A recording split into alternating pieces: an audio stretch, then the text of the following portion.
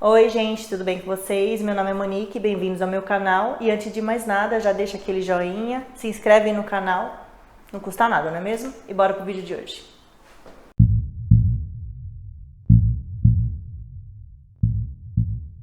Sophie nasceu em Paris, na França, em 28 de julho de 1957.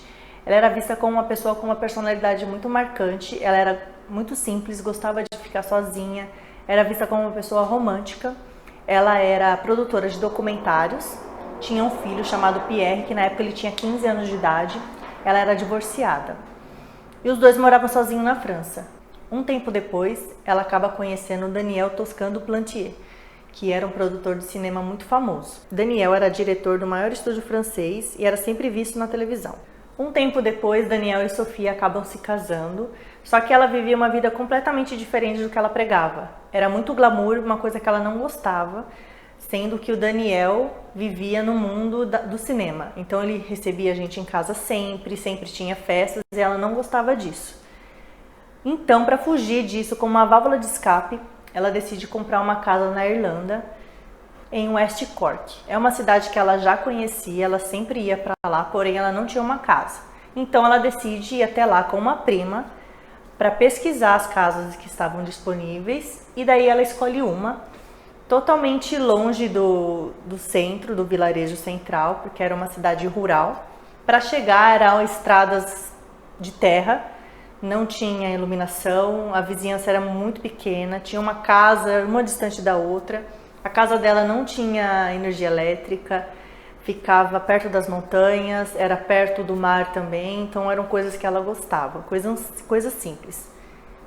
Mesmo a prima dela falando para ela não comprar a casa porque era muito distante e não ia oferecer o conforto e a segurança que ela precisava quando estivesse lá sozinha, mesmo assim ela quis e acabou comprando. Ian Bailey era seu vizinho, ele morava mais ou menos uns 2,5 km de distância da casa da Sophie. Ele era jornalista, freelancer, e ele era casado com Julie Thomas. Ele era visto como um homem alto, forte e estranho. Isso porque ele intimidava as pessoas em todo lugar que ele chegava. Nos pubs ele gostava de que todos ficassem quietos para ele recitar os poemas deles que ninguém entendia, só ele entendia e gostava. Ele era uma pessoa difícil de lidar, além de ter incidentes anteriores com violência doméstica contra sua esposa Julie. Em 2001, Bailey acaba sendo condenado por agressão pelo tribunal e pela avaliação psiquiátrica concluiu que ele tinha personalidade construída sobre narcisismo, psicorrigidez, violência, impulsividade, egocentrismo com uma intolerância à frustração, uma grande necessidade de reconhecimento.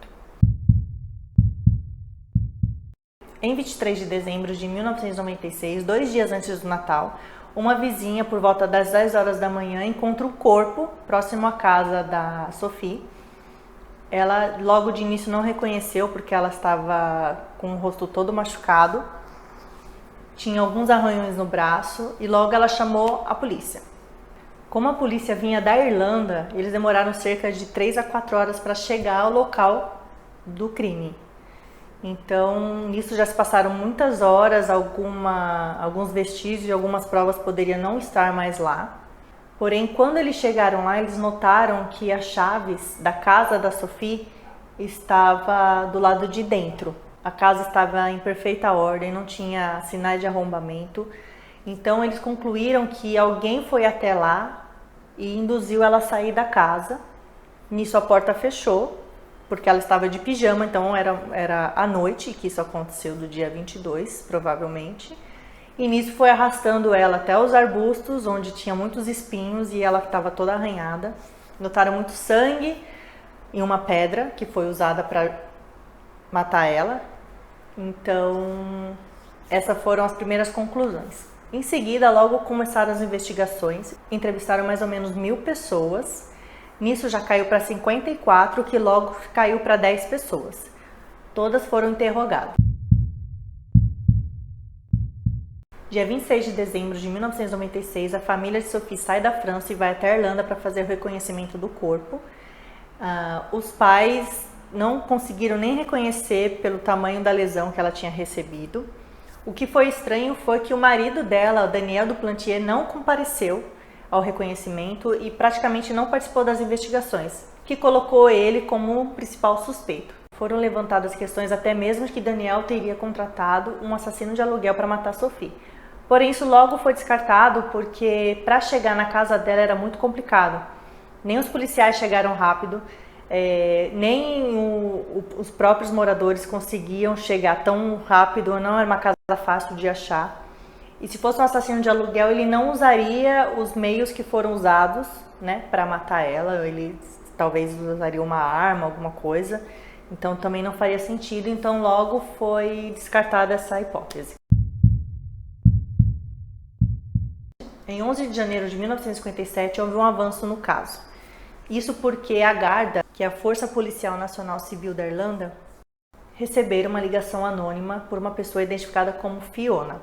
Ela disse que na noite do crime, por volta das 3 horas da manhã, na ponte Keofada, que é próximo à casa da Sophie, uns 2,5 km mais ou menos, foi visto um homem parado, fazendo alguns movimentos diferentes, como olhando para o céu, estava muito nervoso, parecia meio embriagado. Ele usava galochas e um casaco muito comprido, era um azul escuro ou um preto. Porém, essa foi a única informação que eles receberam e no intuito de fazer um apelo para que a pessoa retornasse a ligação, o superintendente da Garda, que se chamava Noel Smith, foi até uma rede de televisão e pediu que a pessoa retornasse a ligação, contando mais detalhes sobre a situação que ela tinha presenciado.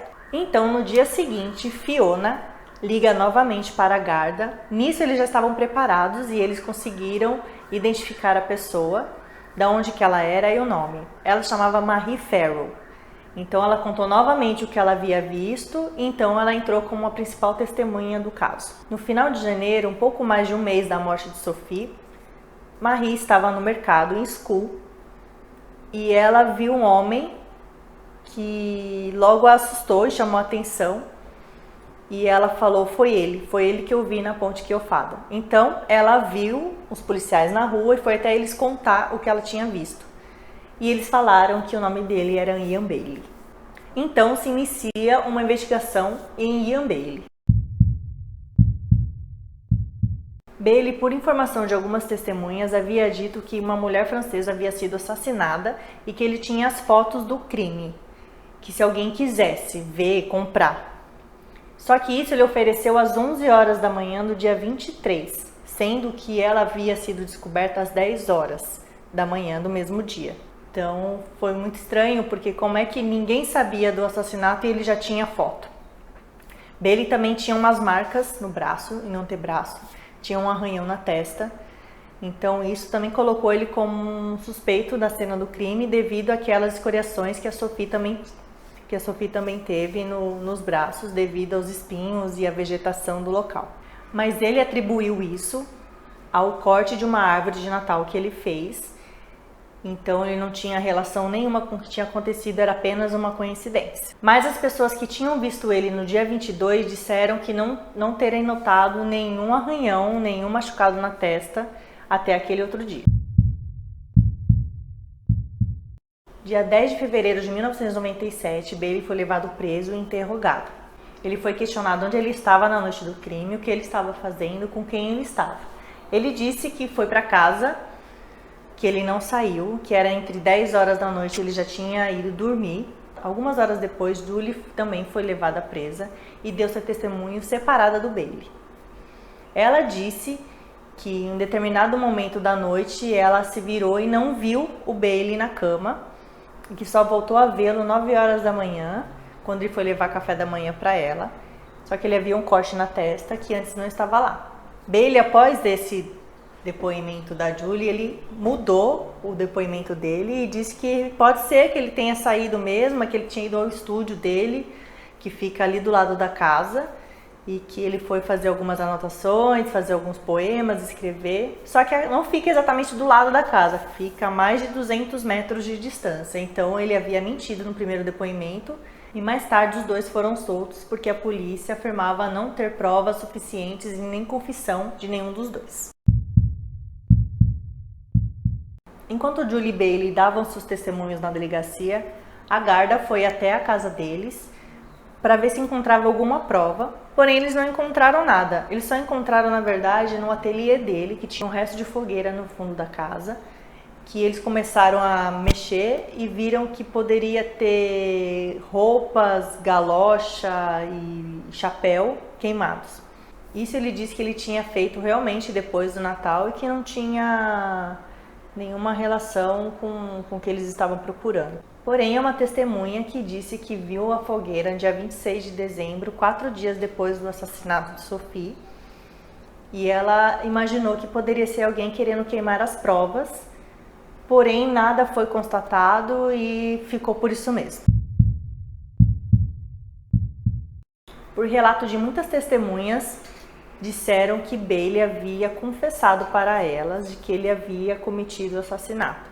Porém, quando chegava na delegacia para ele fazer a sua confissão, ele dizia que era mentira, que ele nunca tinha feito isso. E as testemunhas, que eram mais ou menos 8 testemunhas, que falavam sempre a mesma coisa, de que quando ele bebia, ele acabava falando de que ele não deveria ter feito aquilo, que ele tinha batido na cabeça dela com uma pedra, mas na hora da confissão ele negava. Dia 23 de janeiro de 1998, Bailey foi detido novamente e era a segunda e última chance da Garda de interrogá-lo, de acordo com a lei da Irlanda. Porém, sem provas novamente e sem a confissão dele, ele foi liberado de novo. Em dezembro de 2003, Bailey acaba entrando com um processo contra a imprensa por difamar sua imagem, acusando ele de assassinato. Todas as testemunhas que foram presentes no julgamento foram verdadeiras, foram entendidas como verdadeiras. Até mesmo a Marie Farrell, que foi a principal testemunha do caso, ela disse que ela tinha sido ameaçada por Bailey. Ele havia dito para ela que ela teria que mudar o testemunho dela, falar para o advogado que ela tinha sido coagida pela Garda para acusar Bailey de assassinato. Porém, ela disse que ela não ia mudar a história dela. Então, outras testemunhas do caso diziam também que foram ameaçadas por Bailey. Ainda no julgamento, o Bailey foi questionado sobre a violência que cometeu contra sua esposa Julie, que a deixou toda machucada, ela quase perdeu um olho, e ele justificou porque ele havia bebido muito, os dois haviam bebido muito, e ela empurrou ele, e ele também a empurrou, ocasionando a lesão no olho e os ferimentos. E após todos esses acontecimentos, esses relatos e as testemunhas, a família de Sophie acreditou e tinha as esperanças de que o Ministério Público abriria um processo contra Bailey, só que nada foi feito.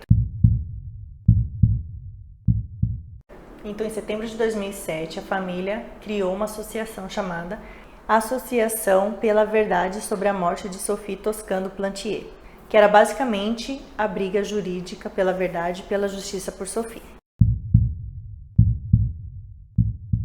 Então, começa a investigação francesa sobre o caso. Nesse meio tempo, Marie Farrell, que é a principal testemunha do caso, negou tudo e voltou atrás de todo o seu testemunho, dizendo que não foi o Ian Bailey que ela havia visto na ponte, de que ela não tinha sido ameaçada por ele e que a Garda havia coagido ela a falar isso. Voltando às investigações da França, foi concedido que os documentos do crime fossem entregues a um juiz em Paris. Quando um cidadão francês sofre assassinato em outro país, a França tem o direito de abrir uma investigação e um processo contra o suspeito.